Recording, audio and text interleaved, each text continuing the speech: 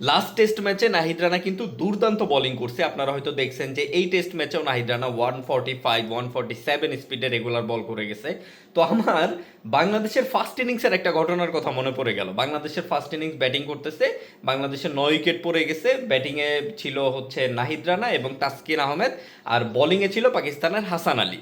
তো 2-3 ball face করার পরে নাহিদ রানা 2-3 বল ফেস করার পরে তাসকিন বিপরীত দিক থেকে নাহিদ রানাকে বলতেছিল যে হাসান আলীর বল একটু আসতে হয়, তুই একটু দেখে শুনে খেলতে পারবি।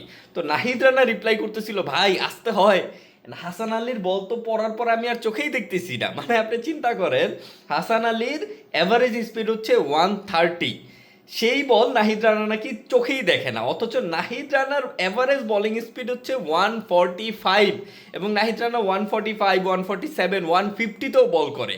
সেই বলগুলা যখন কেউ ফেস করে তার কেমন হয়, সে কতটুকু বল চোখে দেখে। মানে আমি এইটাই চিন্তা করতেছিলাম যে নাহিদ রানা কি বললো, নাহিদ রানা হাসান আলীর 130 বলই নাকি চোখে দেখে না, তাহলে তার 150 বল যারা ফেস করে তাদের কি অবস্থা হয়। এবং তার থেকেও মজার বিষয় হচ্ছে, নাহিদ রানা যদি কখনো নিজেই নিজের বল ফেস করতে পারতো, মানে নাহিদ রানা যে 150 স্পিডে যে বলগুলো ছুড়ে, সেটা যদি নিজেই আবার যে ব্যাটিং করতে পারতো বা নিজেই যদি ফেস করতে পারতো, তাইলে নাহিদ রানার কি অবস্থা হইতো। নাহিদ রানা তো প্যান্ট ভিজায় ফেলতো ভাই।